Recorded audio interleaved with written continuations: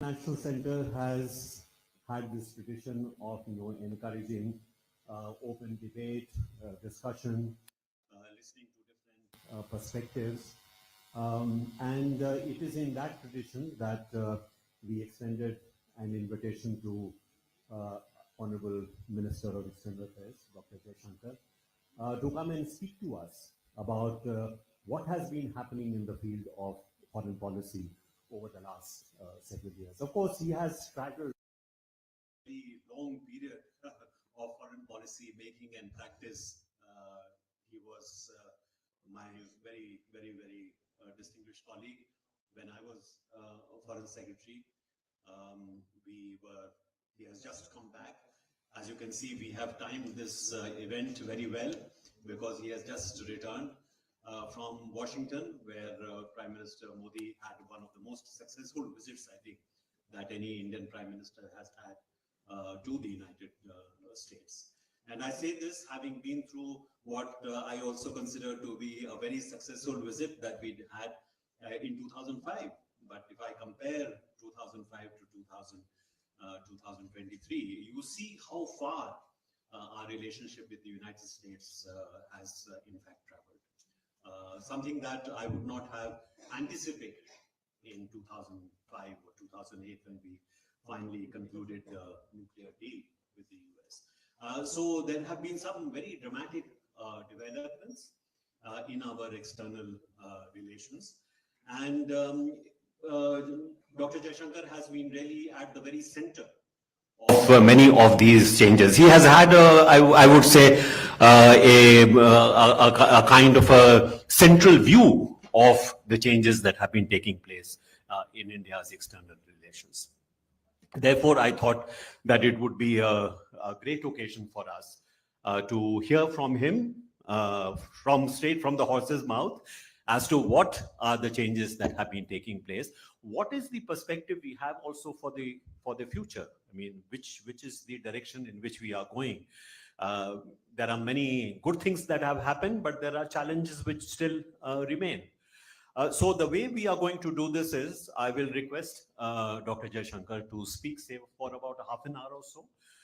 And then he has very kindly agreed that we could have an open kind of discussion where he will be very happy to answer questions that you may raise on what he has stated, and also other issues with regard to external policy that you would like to pose to him. So once again, Dr. Jaishankar, thank you very much for accepting our invitation and agreeing to come here for this town hall kind of event. And I will now request you to kindly take the floor. Your floor.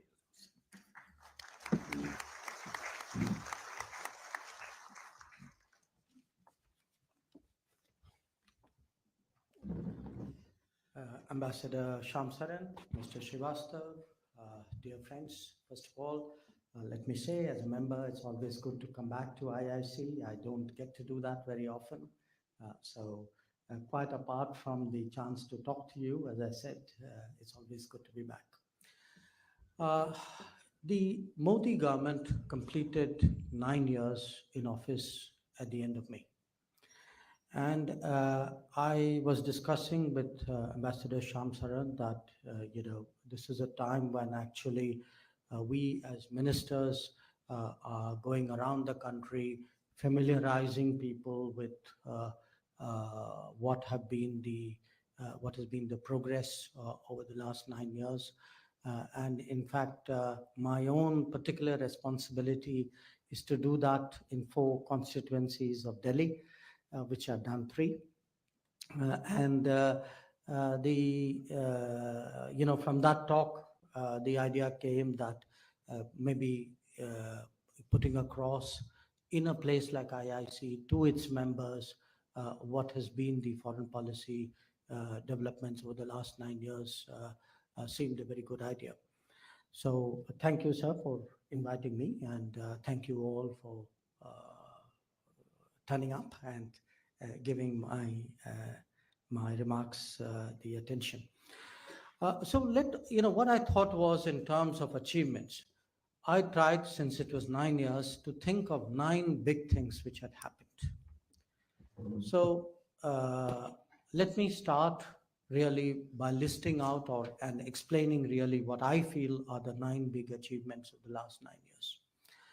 The first achievement, I think, has been our ability to play effectively on the global stage and on the global stage with the big powers. Now, at best of times, that's a challenging task, but do bear in mind that in these 9 years, we've had 2.5 years of COVID. We've had about a year and a half of a conflict in Ukraine. We've had a whole host of economic challenges for a variety of reasons. So even otherwise, playing on the big stage, on the global stage, would have been quite a formidable challenge. I think to do it with all these factors in mind, I think was particularly complicated. And my sense is, and I advance our recent visit to Washington as a proof, my sense is that we have actually managed to do that quite well. We have managed to do that, one, of course, keeping in mind all these factors of turbulence that I spoke about, but also keeping in mind that it's today a very polarized world. So if one looks at not just the COVID and its impact and the conflict and its impact, but also great power competition and how that makes straddling the global stage so much more challenging than it would. At this moment, I would say really, and I'd be happy to respond to that in greater detail, I think you can see that our relations with the United States is doing exceptionally well. We, I think, have really had the most productive prime ministerial visit in our history. If you look at the outcomes, one part of it is, yes, it's a state visit. Yes, it's the first time an Indian Prime Minister has addressed US Congress twice. But put all that aside, if one just looks at the solid outcomes for the visit and at the level of cooperation today in different domains, in business, in defense, in even in civil society, in terms of the flow of people, the areas like space, the scientific projects. I mean, there's really a long list here of practical achievements. And again, as someone who actually was with Ambassador Shamsaran in 2005, when I look back at these 18 years, I think we were earlier in a stage where we were trying really to address the obstacles of the relationship. Today, again, for a combination of reasons, we have moved into the positive domain. We are really looking at what is it that the two countries can do together in terms of not just bilaterally, but also in terms of how we can influence or shape the world together for our common purpose. If I were to today compare this with, when I say the big stage, with Europe, again, the attention which has been given to Europe over the last 9 years has really been remarkable. And it's been the big countries of Europe, it's been the smaller ones, it's the sometimes in groupings. But if you take any measurable metric of how you evaluate a relationship, again, I would suggest to you that the European relationship is doing well. There are, of course, a lot of possibilities there still to be realized. I think the big issue before us is concluding the free trade agreement. But all I can say is we are obviously much more hopeful than we have been in the past. Now, moving from Europe, the relationship with Russia. This relationship has been held steady, kept steady, despite all the turbulence in the world. So it is actually for us a very unique relationship, I think in some ways for the Russians also. And in this period, for all the pressures on us, I think we have made our own evaluation of the importance of this relationship. And I do want to say that, sometimes this relationship is dumbed down to things like, oh, we are dependent on them for arms. I think it's far more complex than that. There is a geopolitical logic for what we are doing, what we have been doing with Russia. And today, many things which we were working on even prior to 2022, which is to how to expand our economic cooperation, those have borne fruition.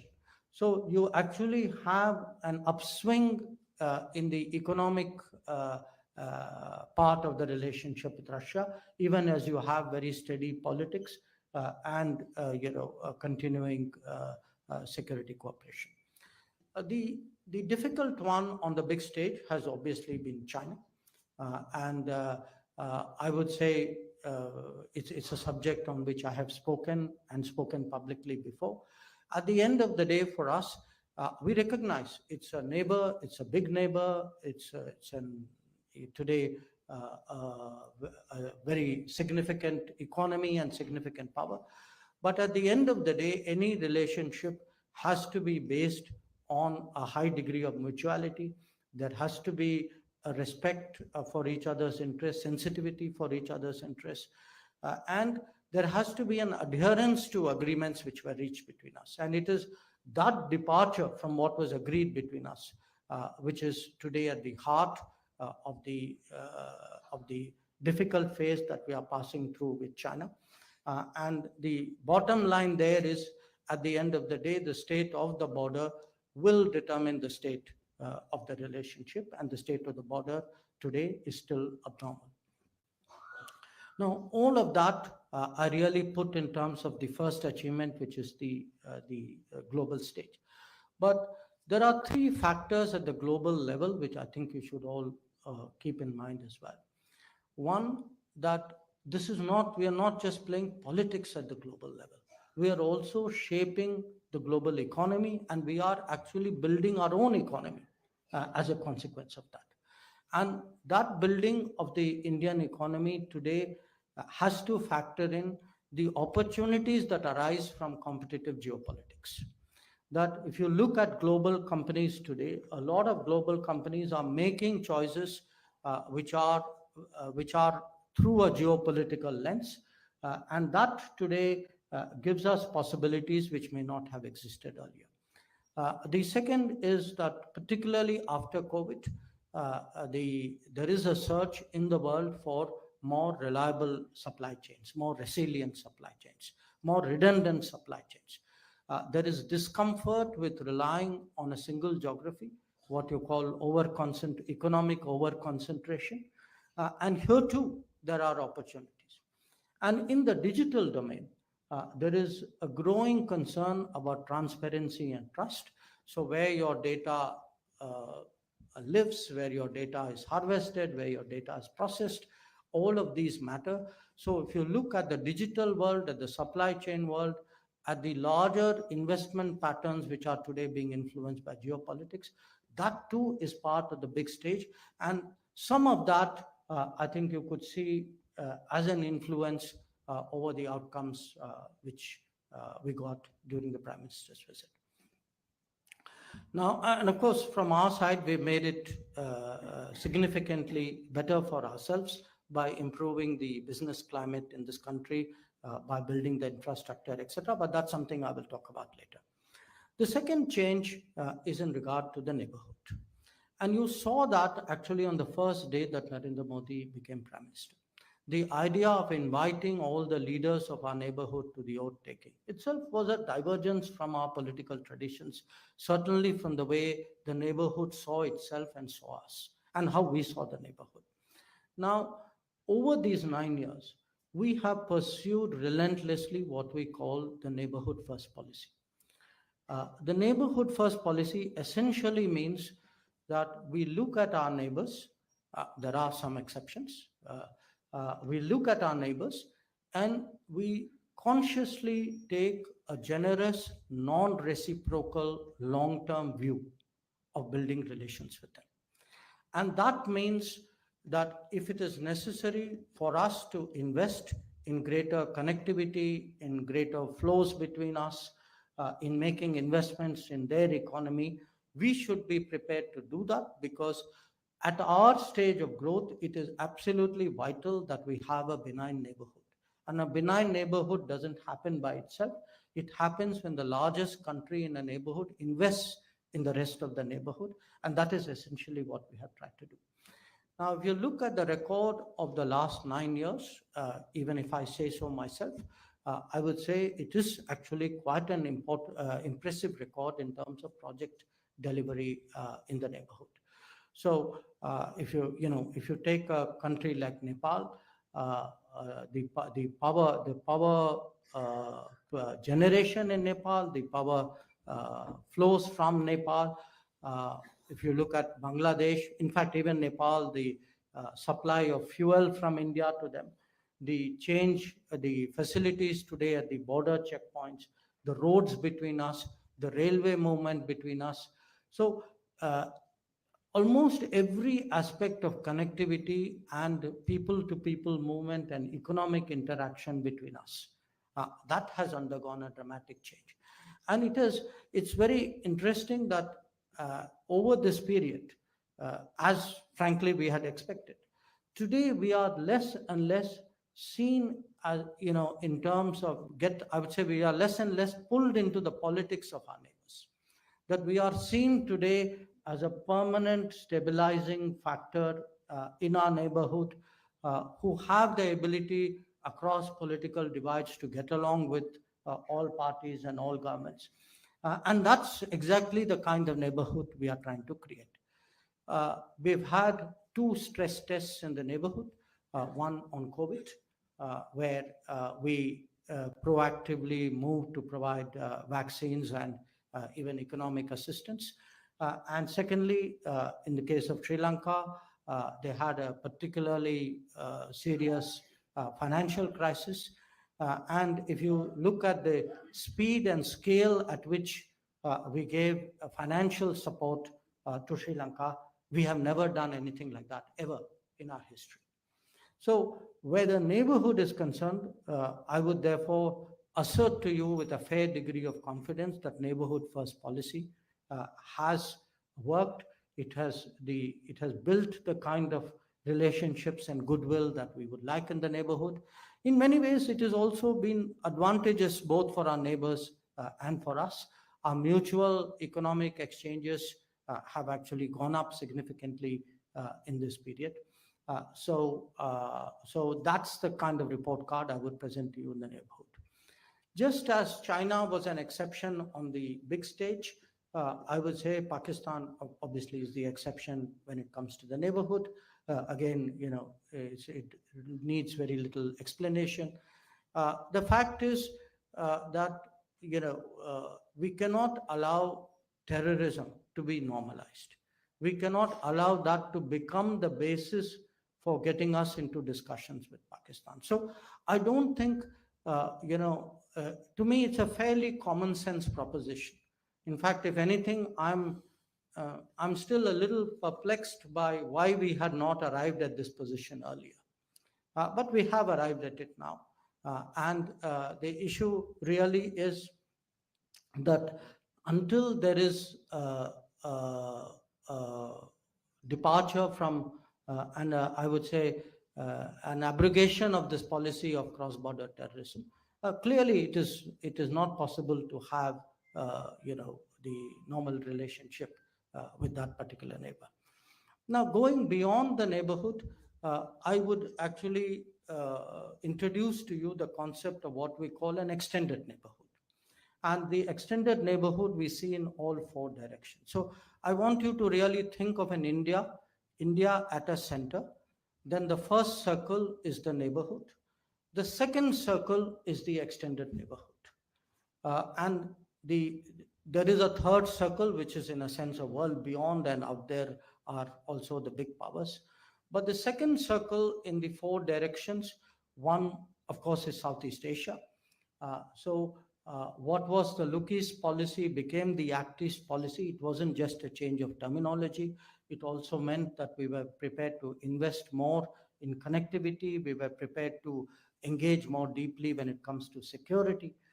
So the ASEAN and beyond ASEAN, the Indo-Pacific, that is something which has really intensified.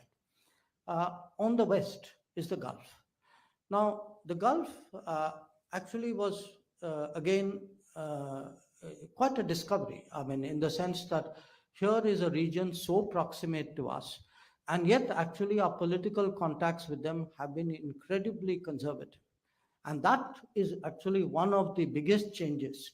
I mean, if I were to look anywhere in the world and say, where has been the biggest change in the quality of our relationship in the last 9 years, I would say no question it is the Gulf. That you actually had countries like UAE, which I think had not seen a visit after Indira Gandhi. So the Gulf in the West, and here again, some of the building blocks existed. There was a diaspora there was an energy relationship, but there was the political closeness today, the strategic relationship that we have with them today, our ability to work with them in their own region and in the circle beyond, all of that has really been the advancement over the last decade. The third direction is southwards, which is what we call the Sagar Policy, which is to take really an integrated view of the ocean space. That don't look at it just as Sri Lanka and Maldives or as countries, or really as some kind of larger multilateral space. So we have tried from, I would say, Madagascar till the Philippines to try to envisage them really as an integrated theater with an integrated policy, and to treat it as a neighborhood. Because in diplomacy, I mean, when we use the word extended neighborhood, there were two reasons for it. One, if you look at historical India, this was our neighborhood. Now, after 1947, we ceased to think of it as a neighborhood. So in one way, you could say we were reclaiming history. But there was the other part of it. When in our own system, if you tell people it is the neighborhood, they attach a certain primacy to it. They give it an attention and resources, which they would not if they didn't have that same concept. And the fourth is, of course, northwards towards Central Asia. That is the most recent of the four that we are trying to deal with in an integrated fashion. And here too, when I talk of neighborhoods, our group interaction, our bilateral interaction, at different levels, the Prime Minister, the Foreign Minister, the Defense Minister, the Trade Minister. So everybody is wired into their counterparts, and the entire system, in a sense, is working these neighborhoods. Now, I'll move to the space beyond, which is the fourth point I would make, which is, our activities and our footprint in Africa has expanded enormously in this period. Out of the 25 odd embassies we have opened in the last 9 years, 18 of them are in Africa. In fact, we are today one of the countries with the largest diplomatic footprint in Africa. And we have an enormous number of development projects, which I will also mention later on. But often when we thought of the world beyond our immediate periphery, we thought of Africa. Today, we are, as the fifth largest economy, as the most populous country, as a country with growing capabilities, we have started preparing really for what would await us a quarter century from now. So what we are doing is not meant for this term or for the next term or even for this decade.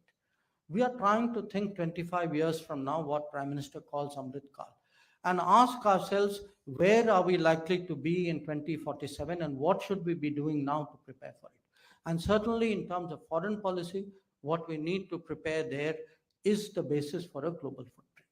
And a global footprint means being present in Latin America, being present in the Caribbean, being present in Central America, engaging with the Pacific Islands, doing something in Mongolia, going to Norway. So how do you actually, set up shop, make yourself visible, do things so that the rest of the world engages with you? That has been actually the sort of the bigger strategy towards the rest of the world. And that is why, if I were to now try to help you connect the dots, that is why you see Prime Minister going to Papua New Guinea for a Pacific Island Summit, or which is why one of our biggest development projects is actually a refinery in Mongolia, or why, as I said, we opened so many African embassies. Or if you look today at our trade with Latin America, it is close to $50 billion a year. And in this, it's not just the government. We are also, we see business moving. We see, different aspects, different, I even see academics, I see professionals. So there's a kind of a spreading out of India that we are encouraging, we are facilitating, we are guiding, and we hope that that in due course becomes really the foundation for a global footprint. The fifth point I would make is security. Now, security, there's the obvious security. You would, when I say security over the last 9 years, you would say, okay, he will start with Uri and Balakot. Yes, I will. But I move on. Yes, again, our response to China on the northern borders has been one of our major, I would say, achievements in a way, because if you look at the scale of the response and the very daunting conditions in which it was undertaken, and I can see the chief of the era who did that sitting right in front of me. Definitely an Uri, a Balakot, the deployment on the northern borders, these have been big security achievements of the last 9 years. But the important thing is to have today a broad sense of security. Security is no longer military or counterterrorism or physically securing yourself. Security is also economic security, it's technological security, it is health security. So how do we actually take a larger sense of security and devise the policies accordingly and build it into foreign policy? So again, I go back to this Washington visit. If you look at many of the outcomes, when a Micron comes in or a Lam Research comes in or Applied Materials comes in, these people are coming here to really create, to add to our semiconductor production environment. Today, production of semiconductors is absolutely essential to our national security. So how do you broaden out the definition, and then how do you implement it on the ground? That, I would say, has been our fifth achievement. The sixth one is in the sphere of global issues.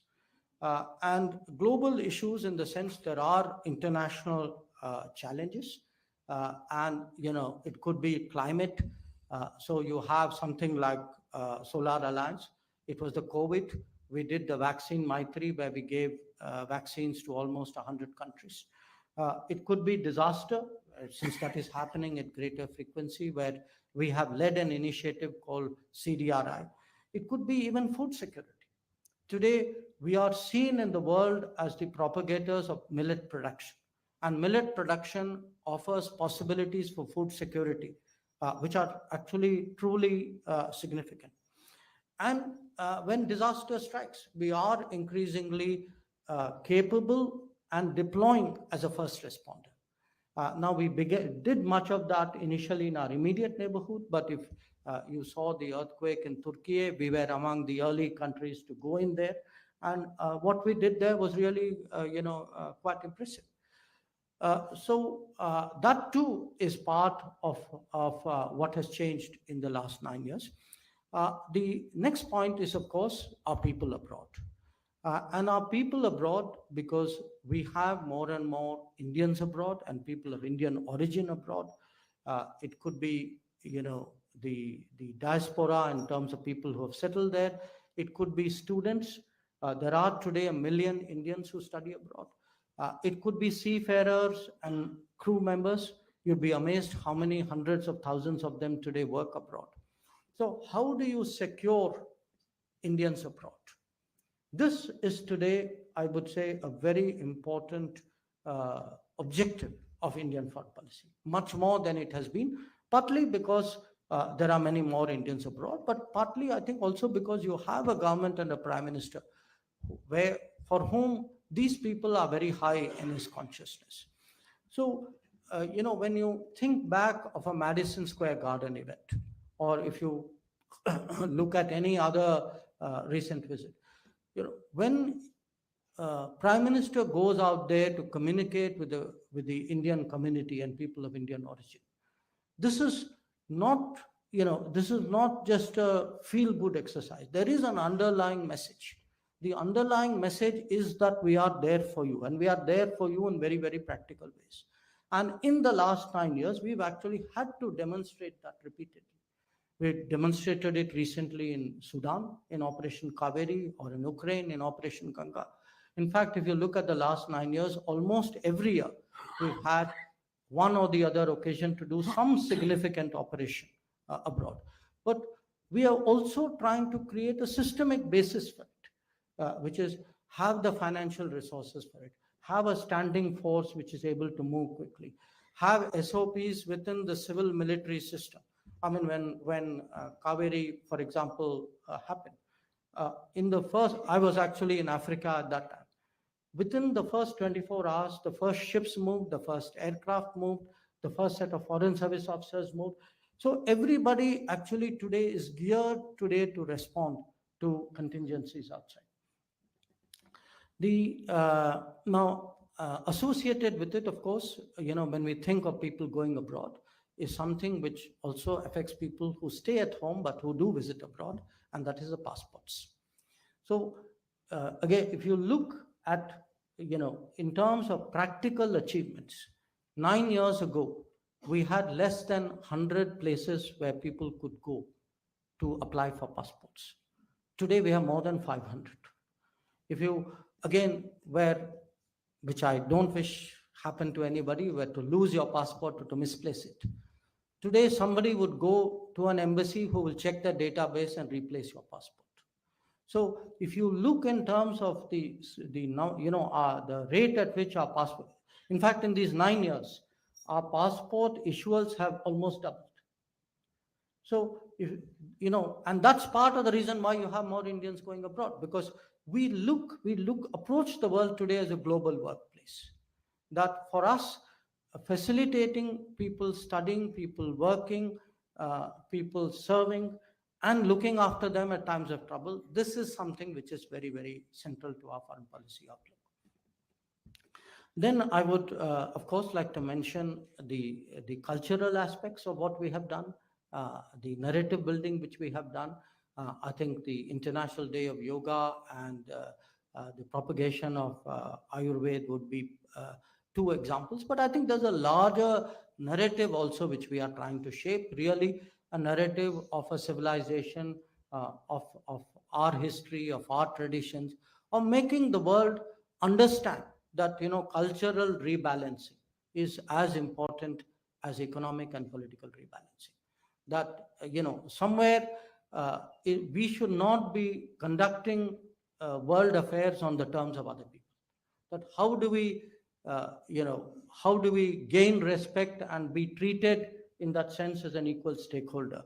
That is the eighth achievement. And finally, I would say, with all due humility, that there is something today like an Indian model or an Indian experience, which today we are trying to share with the world.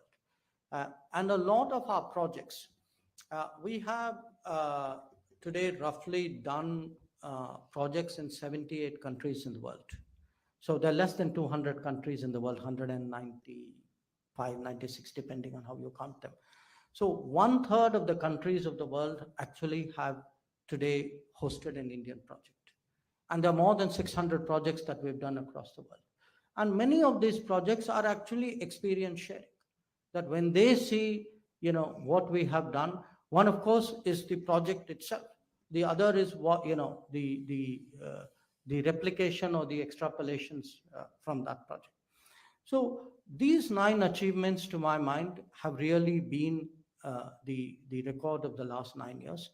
We have tried to pull all these strands together in the manner in which we are now I would say, celebrating the G20.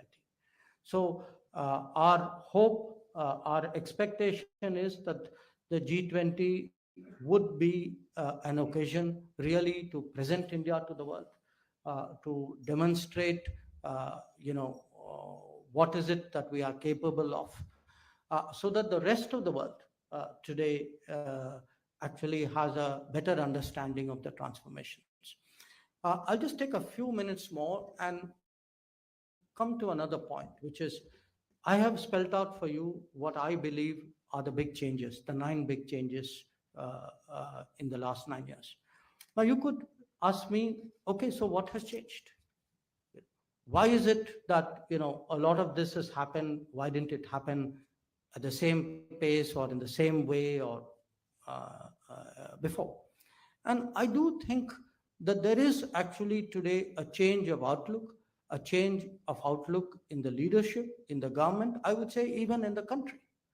That today there is greater strategic clarity. Today there is greater confidence. We are far more contemporary people. We look at the world and we judge what is, we are not looking at yesterday's issues alone. I mean, I think today we are increasingly, if you look at the debates in India and the focus even of government policies, I gave, the semiconductor as an example, that we are today, our agenda itself is much more updated. I also feel that we have been able to harmonize our nationalism with our internationalism very well. That there's no question that this is a much more nationalistic government, and we are proud of it. But there's no question it's also a more internationalistic government.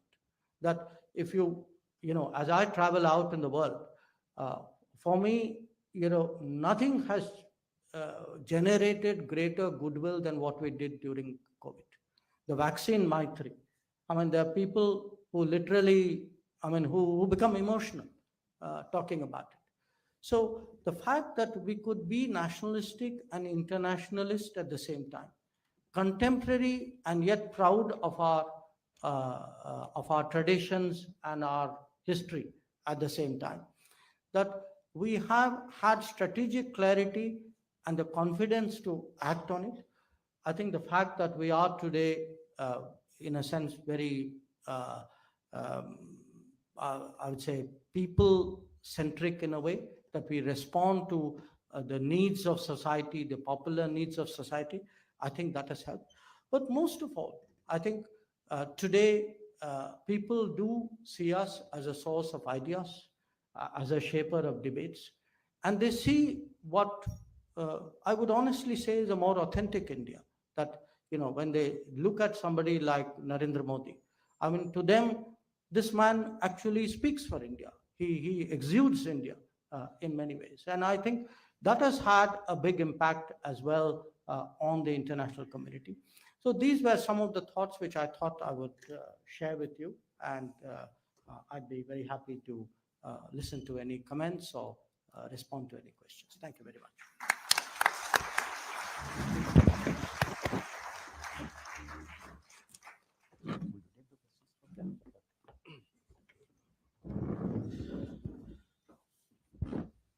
So thank you very much, Dr. Jaishankar, for a masterclass, I would say, as far as foreign policy is concerned. I think you have really done a kind of a magisterial survey of India's external relations and brought such a great deal of clarity to why India has taken certain policy measures, what their impact has been, and how this is clearing the decks for much bigger things to come in the future. We have about half an hour for questions that may be put to the minister. When you ask a question, please raise your hand, but please also identify yourself and if you represent any particular organization. And please make your question short. Avoid long commentaries, I would hope. But I will exercise my privilege as chairing the session to ask perhaps the first question. And the first question is that, as you have sort of sketched out, there has been a dramatic expansion in India's engagement with the world. There is no doubt about that. So you mentioned the new areas where we have perhaps increased our presence, our footprint, whether it is over the oceans or over the lands. India is literally almost everywhere. But I have a complaint, and that complaint is not a new one. How is it that we expect to support such a large expansion in India's relations with the world, which is also critical with such a small foreign service? And this is a perennial issue that I have, that here is a country which is really being recognized as a great power, and yet it has perhaps one of the smallest core of diplomats anywhere in the world. Are we doing something about it, Mr. So Minister? you mean other than being smarter and working harder? That we have always been doing. So, no, it is a challenge. Our numbers have grown. Numbers have not grown as much as I would like it to, because every time you add an embassy, also you get a few numbers more. To some extent, I would say use of technology has helped. To some extent, working with other parts of the government has helped. But your basic point that the Ministry of External Affairs and the Foreign Service should be larger is not one I would dispute. In fact, my endeavor is to have the government look at that. But I would though enter one caveat. When I look at the way by which people count the foreign service, I think it's also important to understand different people count it very differently. We count it most narrowly and therefore end up with the smallest number. Often there are other countries who have a more liberal classification of their employees. To some extent, we also have relied much more in the foreign, in the manner in which our embassies have evolved on local staff.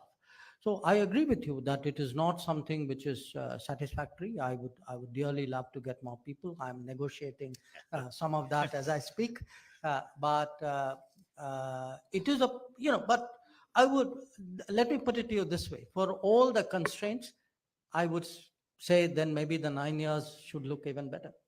Yeah. Thank you very much. I'm somewhat reassured that you will bring your exceptional negotiating skills to also get the government to, sanction a much larger core of diplomats than we have today. Yes, sir. You had raised your hand. Please identify yourself and your organization, and please make your question short. Thank Sir, you. Alok Bansal, India Foundation. Thanks for the lovely exposition. And I think there is no doubt, even your critiques would agree that foreign policy has been an unqualified success during the last 9 years. I have two small questions regarding the areas that you didn't cover. How do you look at Afghanistan? Because recent Indian actions seem to be indicating that we are trying to legitimize Taliban while leaving our traditional allies high and dry. And the second is, you talked about India-European Union free trade area. Now, does that mean that regional comprehensive economic partnership is a closed chapter? And in which way is a free trade area with EU better than RCEP?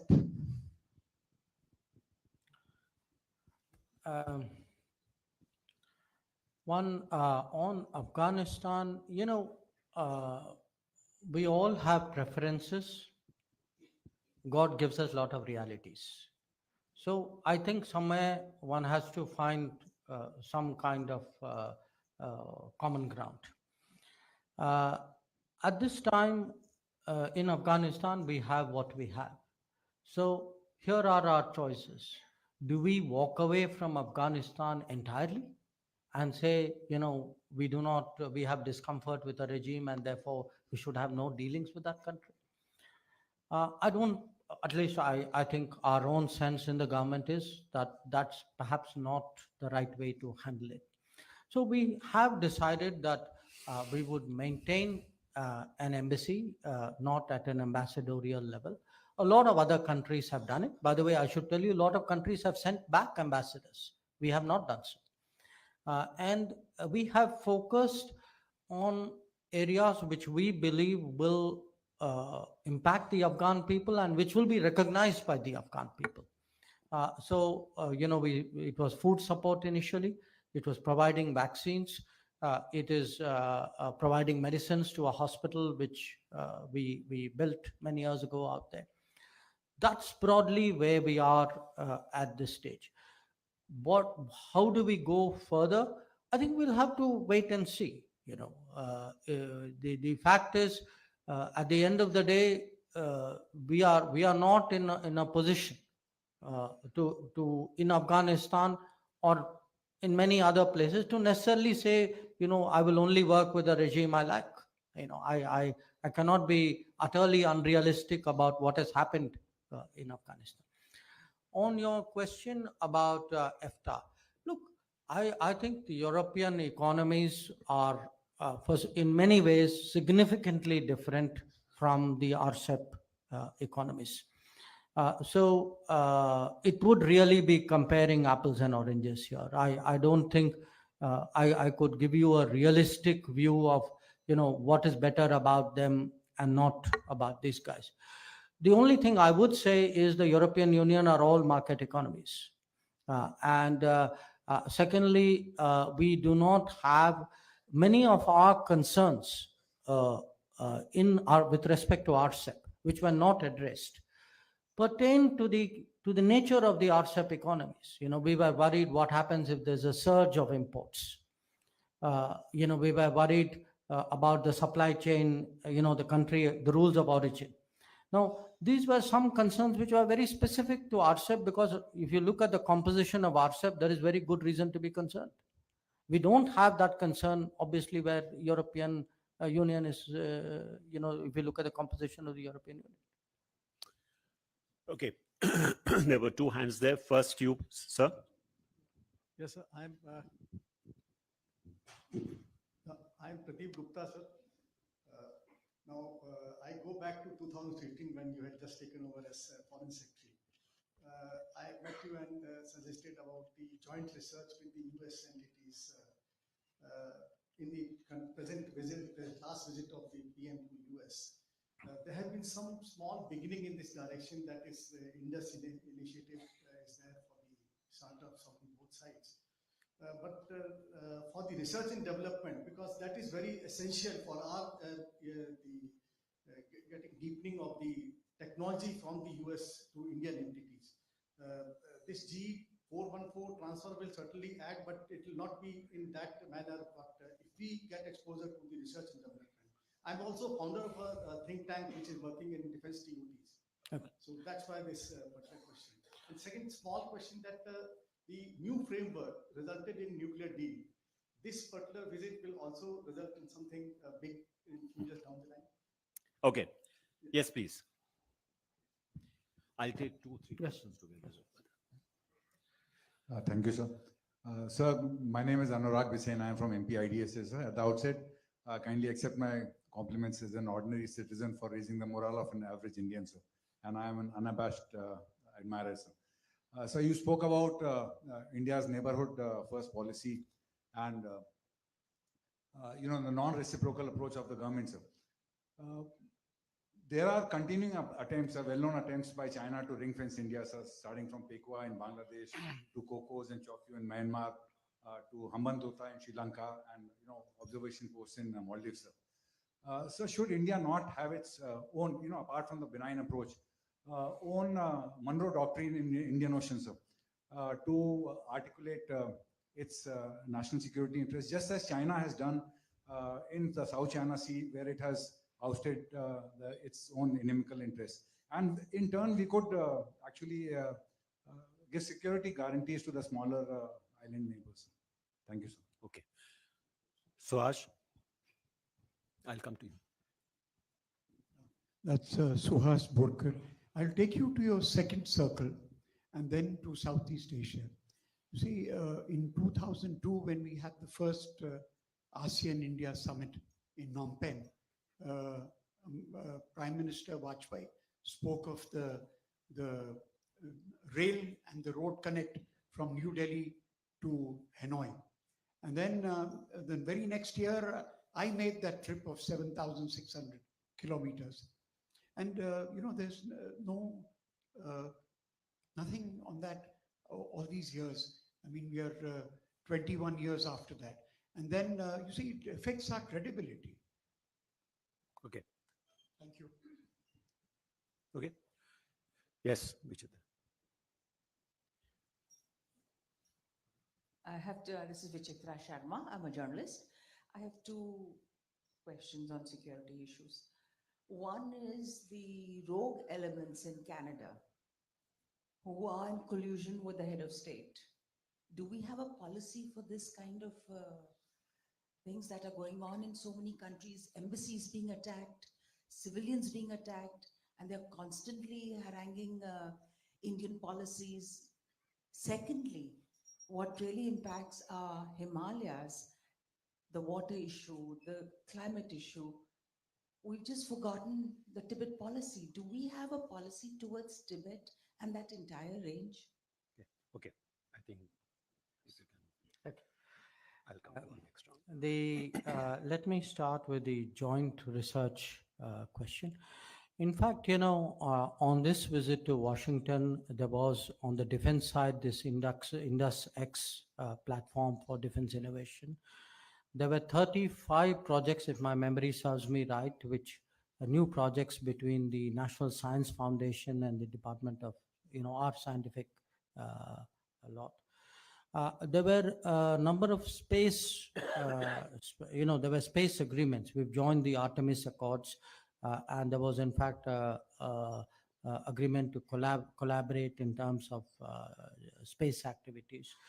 And by the way, I should tell you today, the cabinet passed the proposal to bring a legislation on a national research foundation in India, which would actually support research.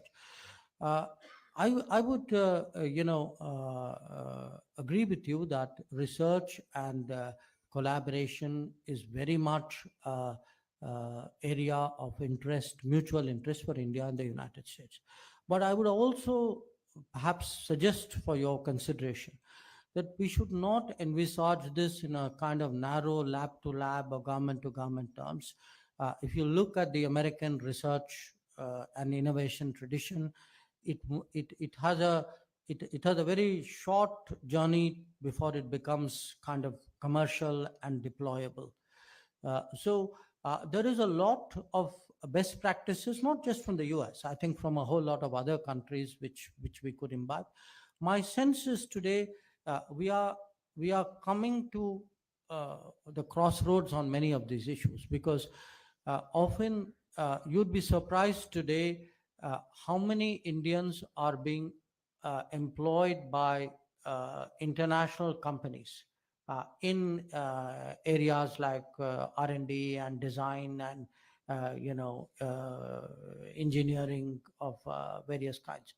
So this is something which is going to happen. I think our effort is to shape it through institutions which are more contemporary than the earlier ones.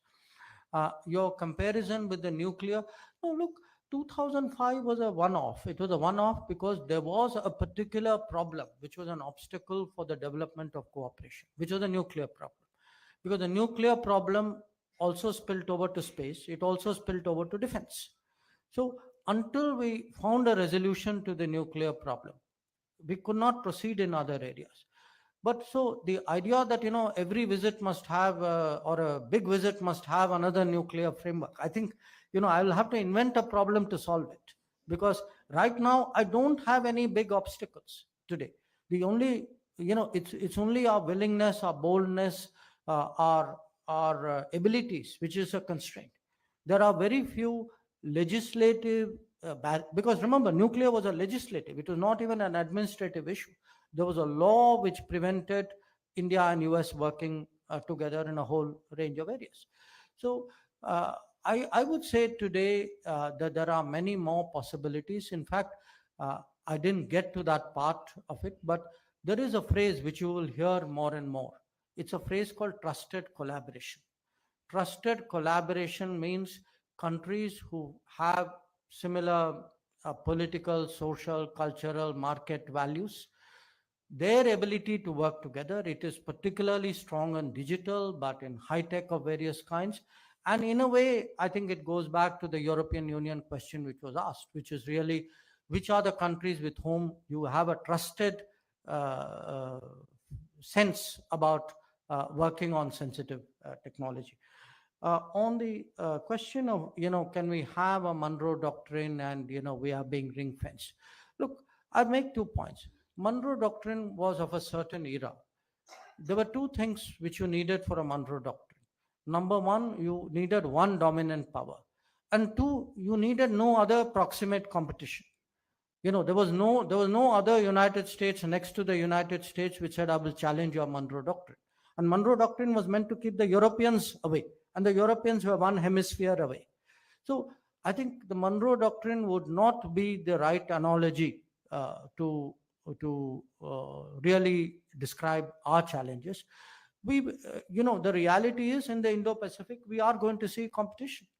We need to, we need to compete. Now, if you excel in competition and get to be in a pole position, that would be great.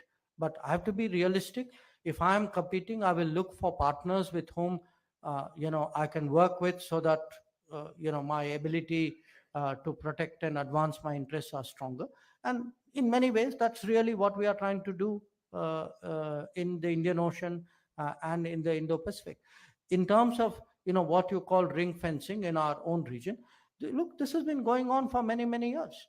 But again, I put it to you this way, China is not going to let up on our neighbors because you are unhappy. I mean, if you are unhappy with it, we should do something, and we are doing something about it. I mean, part of the reason we need a neighborhood first policy. If we are not first in our neighborhood, there are consequences for us. So we need to put money out there. We need to put technology out there. We need to, give them relationships and options which they will exercise. Our neighborhood is the focal area for where we must compete the strongest. The road to Southeast Asia. Well, I suspect you haven't been to Myanmar recently. I don't blame you. But if you do, you will discover actually that because the problem is the Myanmar section. There is actually an entire road network which comes all the way from Vietnam up to Thailand. There are parts which are not as good as they should be. The real problem is to build a high quality road through Myanmar, which would connect Northeast India to Southeast Asia. What has happened in these years is the connectivity within Northeast has grown enormously. Today you really have high quality connectivity out there. But Myanmar has proved to be a problem, and a lot of it is a function of the turbulence in Myanmar. So there are projects, there are bridging projects, there are road building projects. Many of them are semi-completed. In fact, we still have work crews there. These are live projects for us. But we are not able to proceed because the law and order situation there does not allow that rapid progress. But our intention is to actually do an India, Myanmar, Thailand trilateral. And we are coming one way, the Thais are coming the other way, but it's really that gap in between which is proving to be a challenge. The 2 questions, one about Canada. For us, how Canada has dealt with the Khalistani issue has been a long-standing concern, because very frankly, they seem to be driven by vote bank politics, and their responses have all been, to the best of my understanding, actually constrained by what they regard as vote bank compulsions on them. We made it very clear, and I've done so sometimes even in public, which is that if there are activities which are permitted from Canada which impinge on our sovereignty, territorial integrity, on our security, then, I mean, we will have to respond. So it is something which is I would say, a continuing conversation with Canada, not always a satisfactory conversation. But it is something on which we have been very, very clear. And you can see that in many ways over the last few years, it has impacted our ties. You spoke about the glaciers and the Himalayan areas. Look, we have some limited engagement with China, mostly on river water flows. We have not been able to build over previous years, build a larger conversation about what happens there. And the fact, I mean, because there is a boundary dispute, it is clearly an obstacle to such a conversation. So at this moment, I'm afraid, there is really very little positive that I can say to address your concern. So this will have to be the last round. I'm sorry, I will have to leave out a few people. Yes.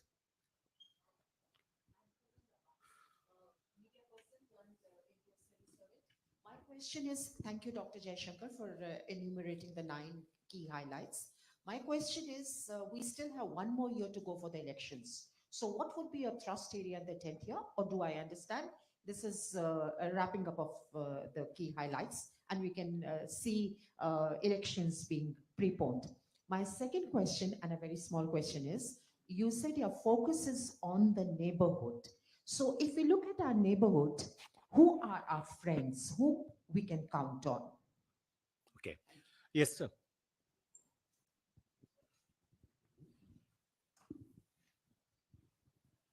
Thank you. I'm Alok Mehta. I'm also a journalist. Because in this visit, US visit, cross-border terrorism working together, what I understood, you are the best person because you have vast experience. I feel that this is the first time American agreed to cooperate on this issue. How serious they are, and especially because our experience in the last 50 years, sometimes they come here and then say, okay, Pakistan also, we want something. It's a major issue. And even for China also are very, very serious, because at the same time, to just balance, they send their foreign minister to China before visit of our prime minister. And I know you and Prime Minister Modi had a very long discussions and long experience also. So what you feel on these 2 issues? Okay. Thank you. Okay. Yes, please.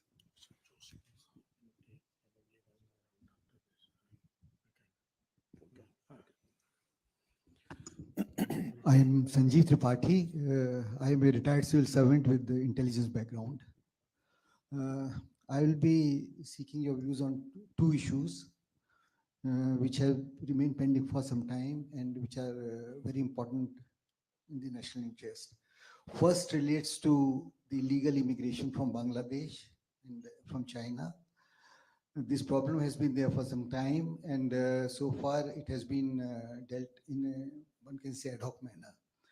So my question is that don't you think that to deal with this problem effectively, legally, and in an internationally acceptable manner, we need to develop our own refugee law and clearly making legal distinction between an illegal immigrant and refugee, in which we must have a provision that the person who is otherwise qualified to get the refugee status will not get so if India is not the first country of refuge.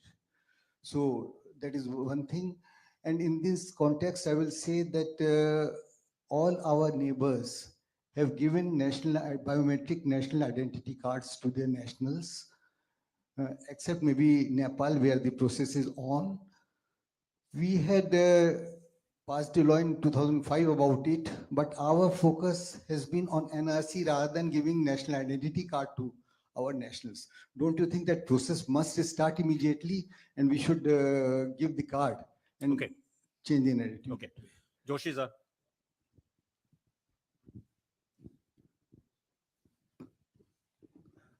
I'm Lalit Joshi. I have a small question that is about, you know, you have spoken a lot about the neighborhood policy and so on. What happened to the SARC? Is it a different organization or something is happening?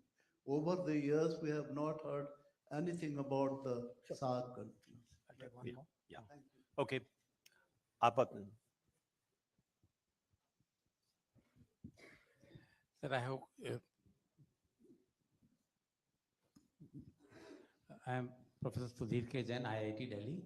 I have few inputs for your consideration. One is that, like in US, we get 10-year visa.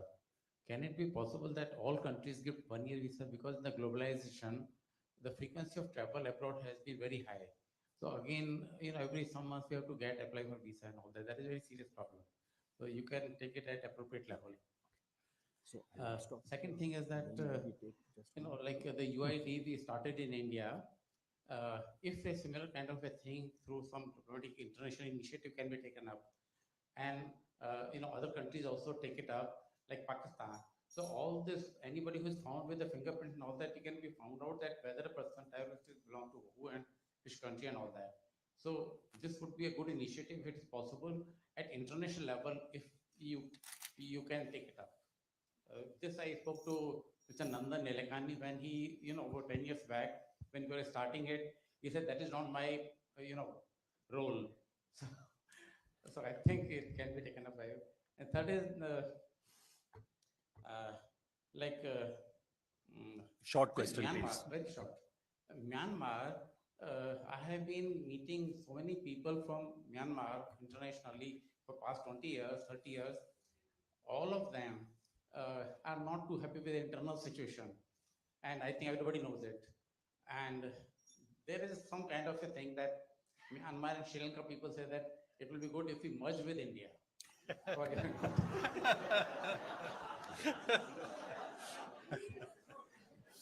Yeah. Please. Okay. The first observation, you asked saying, am I giving a 9-year highlight? And no, it's 9 years is 9 years. And election term is 9 years is 5 years plus 4 years. The election comes at the end of 5 years. So I would not like you to read anything which is completely unwarranted. And I assure you, certainly unintended. So please do not think that this is anything other than my coming here and sharing what I feel are the achievements of 9 years. Who are our friends in the neighborhood? I would say today, pretty much Pakistan clearly is a case in itself. And our relationship with China is right now going through a very difficult phase. But if you look at the rest of our neighbors, I think today our relationship with them is very good. My own experience is that they are generally benevolent and helpful towards India. We work with them in many, many different ways. If you use friendship is a very hard thing to quantify. Who's your friend? But I would say a country with whom there's more business, there's more travel, you have less political problems, less arguments, I would count them among friends. And I think certainly that would be the case pretty much with our entire neighborhood, barring the exceptions that I mentioned. On the question about counter-terrorism, bottom line was you were asking how serious is the United States. I think people should understand the United States is very serious. The United States has been enormously helpful to us. Certainly, I can testify hands-on for the last decade that on a whole lot of counter-terrorism issues, whether it is in terms of operational cooperation or whether it is in terms of things like UN listing or even in bodies which deal with counter-terror. The US is one country which actually has been very, very cooperative and constructive where we are concerned. So I would say in all fairness, it's something that we should recognize and we should appreciate. On the Mr. Tripathi's question, look, I'm the foreign minister, I'm not the home minister. So I recognize as a foreign minister that I have neighbors, and the neighbors have a bearing on the issue that you mentioned. And certainly in some cases, issues like fencing have been part of our conversation out there. But how do we handle it within the country? That is something, it's not something honestly I would pronounce on, not only because it's not my area, but also I think it is a complicated issue on which there is actually a big body of opinion. And it's not something which is which has emerged today. It is something which has really been debated today for over a decade. On the actually the biometric issue came up there. Look, we are today using biometrics for Aadhaar. I would hope by the end, sometime this year, we will be able to use it for passports. But it's not something that is easy to take to other jurisdictions. So, I mean, because a lot of countries do biometrics. Not very few countries share biometrics. So there isn't an overwhelming desire in the world to have a common biometric pool. In fact, there are a whole lot of concerns about people's personal data there. So I think there are challenges. If I can go to the SARC question there, SARC you have not heard very much about SARC because frankly, in the last few years, there isn't very much to hear about. We've not had meetings because you have a member of SARC who doesn't conform to all the basic requirements of what a good member should be. And that is today an obstacle really for SARC to meet. As I said, we cannot continue with acts of terrorism and say the cooperation will happen nevertheless. So I think there are issues there, and it's time that we recognized the seriousness of those issues and not allow terrorism to happen by night and trade by day. I don't think the country is well served by that. And on the US practice, look, the US is actually a very unusual country because I really cannot think of any other country which gives a 10-year visa, or Canada, yes. So, but it's very unusual. So it's, in fact, we are struggling with some of the European countries to even bring them onto years, leave alone multiple years. So there are challenges out there. Not every country, the US is in some ways unique because it's really an immigrant friendly society in a way in which large parts of the world are not. So I don't, I would, I'd be very happy if that kind of expectation comes true. But I think realistically, you cannot use US as a benchmark in this matter to approach the rest of the world. So the minister has been very generous to allow one extra round. So I can't take all the numbers, but I will take a few questions. Please do sit down. Meenakshi, you wanted to raise a question. I'll pass in the interest of time, but if I may, just too quick. Thank you for that very panoramic exposition, Dr. Jaishankar. Two quick questions. Do you think that in the last 9 years, we have leveraged education enough as a soft power, especially in the context of our neighborhood first policy? And second, what are your views on what is now termed as gender sensitive foreign policy? Thank you. Yes, please. Right at the end, please. Right at the end. Thank you very much. Thank you very much. Sir, an unabashed admirer of you. I'm an American citizen of Indian origin. I used to be with the International Finance Corporation. I've returned back to India, all said and done, fir bhi dil hai Hindustani. I work with an electrical vehicles company in Bangalore, just here for a conference. Just a very simple question. You mentioned the diaspora and the importance that you pay to the diaspora.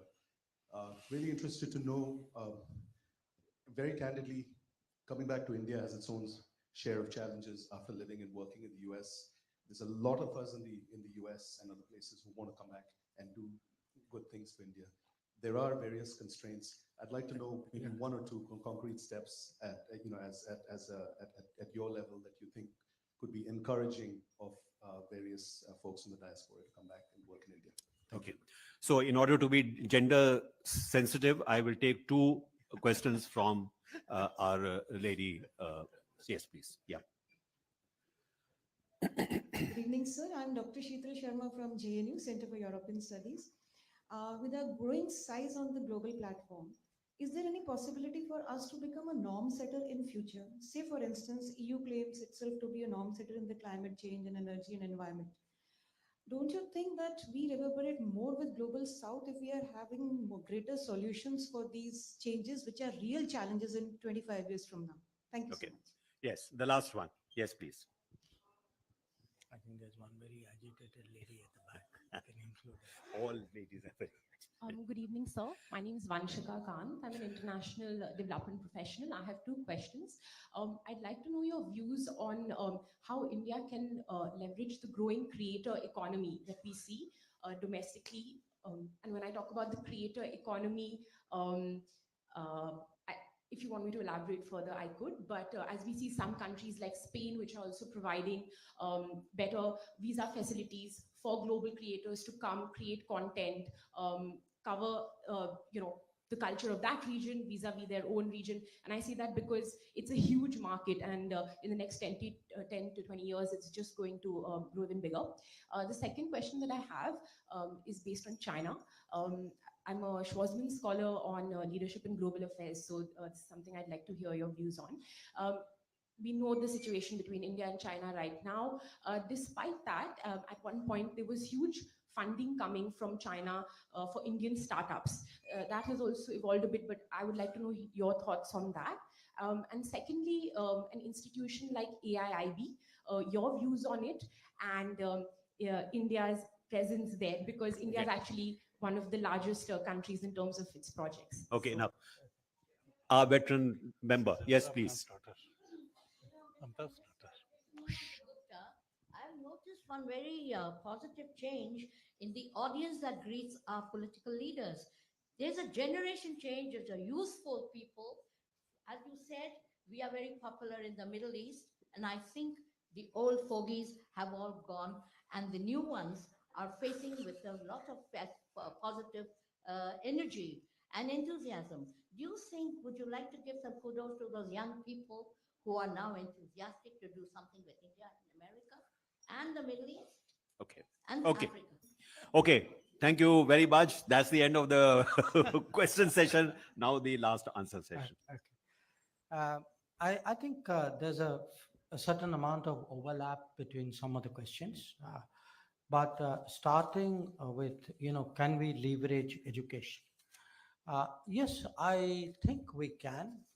We can leverage education in multiple ways by encouraging more foreign students in India, by facilitating foreign institutions to go out of India, and by encouraging more collaborations, maybe research in different domains. Now, this sounds easy to say, but I assure you that is certainly the policy direction. And in fact, again, we have just cleared IITs to the first lot of IITs to go out of India and set up campuses. It's something, again, I think most of us would say it should have happened a long time ago, but it's happening now. And we've also had, so in fact, you're going to have an IIT in Africa, you're going to have an IIT in the Gulf, and I suspect you're going to have a few more in other locations. At the same time, we're trying to get, to encourage foreign universities to come in, because there are, as I said, about 1 million Indian students at any given time who are studying abroad. And not all of that million would have gone abroad had they found an appropriate option in India. So I think my sense is people are working through that process. You've had a bunch of Australian universities where the pilot projects in this, they're coming in through Gift City in Gujarat, which provides a different dispensation. But overall, my experience has been, particularly when I travel, abroad, when I meet people who've studied, I was in Mozambique. The president of Mozambique had studied in India. And he embarrassed me because he knew Ahmedabad better than I did, though I was an MP from Gujarat. He had very visible nostalgia for Gujarat. So I think there's huge, there's a cachet there. There was a time when in smaller numbers this used to happen, and somewhere we didn't scale it up as we grew. And it is something which we are now trying to remedy. On the gender sensitive issues, yes, there are many ways by which you can look at gender sensitive foreign policy. A lot of it is in the conduct of foreign policy, but a lot of it is also in the agenda of foreign policy. I would say again, perhaps we need to broadcast this more. A lot of our own development projects are actually aimed at strengthening, gender balances and gender focused activities.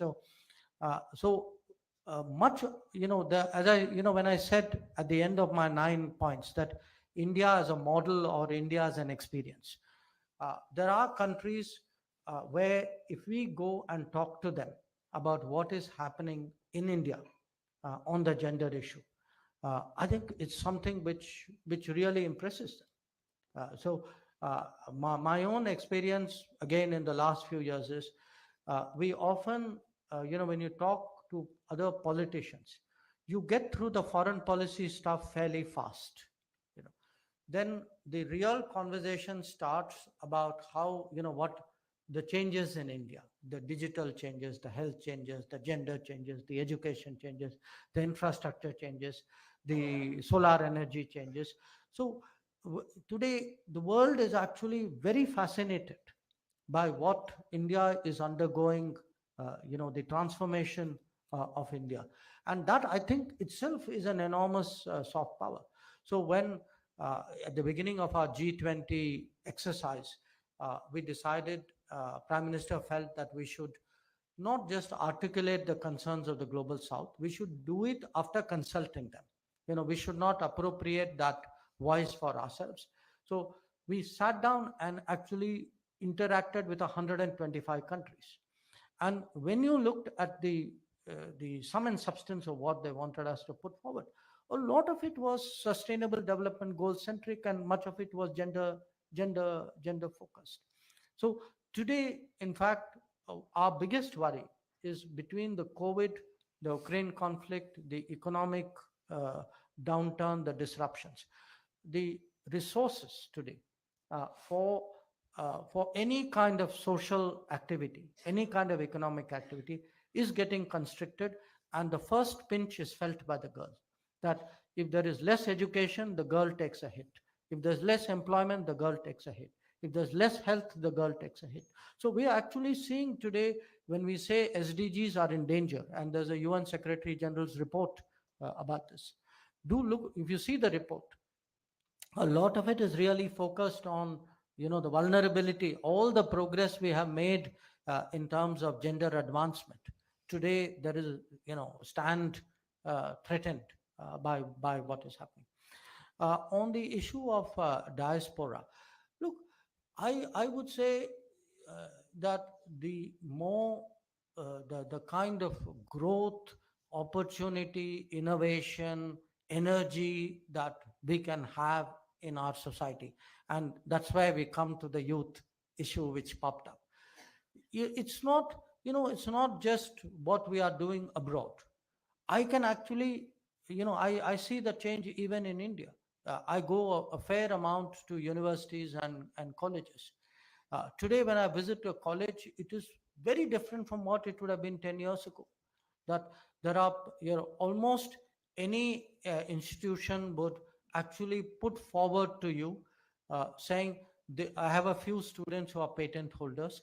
I have a few people who have got some recognition in some innovation. So the idea even of what is successful is changing in this country. And I think there is this enormous energy in our youth. The challenge for the government, not the responsibility for the government, is to give them that enabling environment.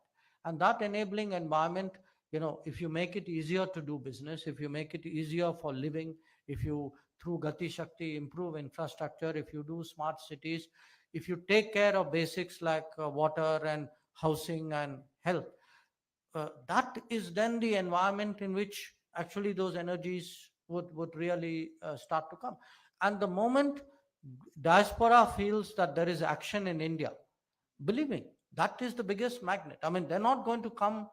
I mean, yes, individual cases may come, but if there is to be a larger pull of the diaspora, and everybody doesn't need to live here, I mean, people can go up and down.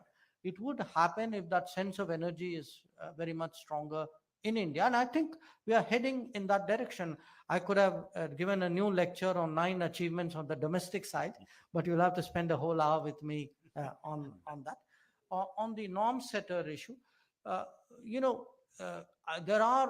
it's best today to actually wade into the emerging debates early, because historically we've tended to join conservatively. When we look at today the AI debate, I use that as an example. We can't stay away from the AI debate because it's too complicated and people will get upset with us. We can't stay away from the digital debate either. So wherever today the rules, there are a whole set of domains, emerging domains, where there are no rules, or the rules will undergo fundamental transformation. I think those are probably the areas where we should come in very strongly. On the set of questions, AIIB, we are a member of AIIB. We have a presence there. So there's really nothing that I can say which would enlighten you anymore. We are the largest recipient of loans from AIIB. Yeah. But the issue of is there funding?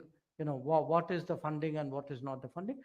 You have ups and downs, and the ups and downs reflect what is a larger environment. So if there are environmental challenges, there will be flow challenges. So that's something which I think anybody in the business world needs to take as a given. Can we become a greater platform or location for more innovative, creative activities? I think that is really the direction in which we would like to go. So the whole idea of digitizing, innovating, skilling, even encouraging people to join, even at a school, a tinkering lab, for example. The idea is to get the coming generations of rote learning and fixed job kind of mentality, which was my generation's experience.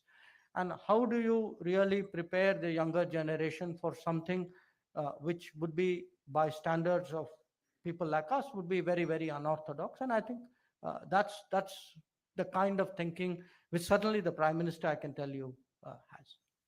Okay. Thank you very much. You have been extremely generous with your time, and you have answered all the questions that have been raised most patiently.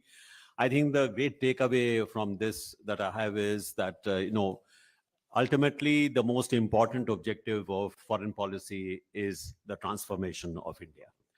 And I think what we have heard today is really a recipe that has been presented for the transformation of India in a very, very rapidly changing international environment.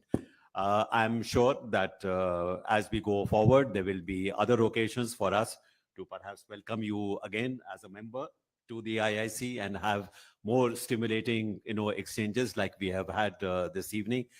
Thank you very much, and I will now request our director to deliver a word of thanks. Sorry, we kept you. Honorable Minister for External Affairs, Dr. Jaishankar, President of India International Center, Ambassador Shamsaran, ladies and gentlemen. In the recent months and years, several important developments have taken place in the international arena. Our international relationship has also got, definitely influenced, affected, with those developments. So we thought to discuss these issues, and the best way would be to, have our External Affairs Minister, in this kind of discussion. When we approached him, he very kindly agreed to have a town hall kind of discussion on all these issues which he had today. I'm extremely grateful to him for sparing his time for us. Friends, he really spoke from his heart. He gave us a 360-degree view of our foreign policy, how our interests are being secured. He emphasized that security does not remain confined to just military security. There are several areas, where the nation has to be secured. He particularly highlighted the economic security, the technological security, etc. In this respect, I would like to just mention two things. That he said that semiconductor, how they are so very important, industry is so very important for us. And it is because of his, personal interest that we're seeing the inflow of technology and the semiconductor industry getting its roots, and in due course of time, very shortly rather, it will become very, very vital kind of industry in our country. On the economic side, I would like to just give one example. In the wake of Ukraine war, when country was under tremendous pressure from US and Europe with regards to our relationship with Russia, our foreign minister, he played a very crucial part. He saw to it that our relationship with the West, US is also, at a high pedestal. At the same time, our relationship with Russia is not, tinkered with. And the benefit of that is that we were able to import oil at a time when our economy was struggling with several kind of challenges, and we were able to get so much of oil from Russia. If I'm not wrong, the total value of the oil that we have, I'm talking of the concessional aspect, that we have received from Russia would be somewhere around 1 lakh crore rupees. And today, our economy has been stabilized. The inflation has come under check. The role played by Dr. Jaishankar in getting the Russian oil is very, very significant. Sir, we are indeed very grateful to you for spending your time, and we are looking forward to your more and more visit and such interaction with our honorable members. Friends, I'm also very thankful to our President, Ambassador Shamsaran.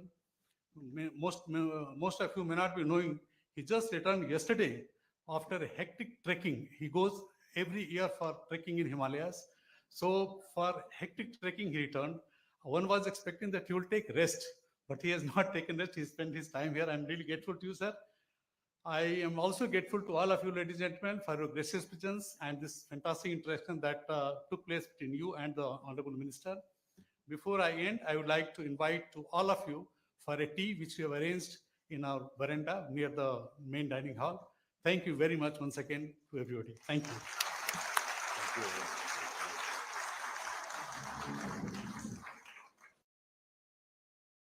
you. We started Mojo right here in this basement. Just 4 people, 4. And now we're about to hit our first 1 million subscribers. So this is to say thank you to all of you for your support, for your respect, and for your encouragement. We've always gone to where the story is. During the pandemic, when television's big anchors were hunkered down in their studios or at their homes, we hit the road. We traveled from Delhi to Kerala, covering 30,000 kilometers in a small car, reporting from inside ICUs and inside slum tenements.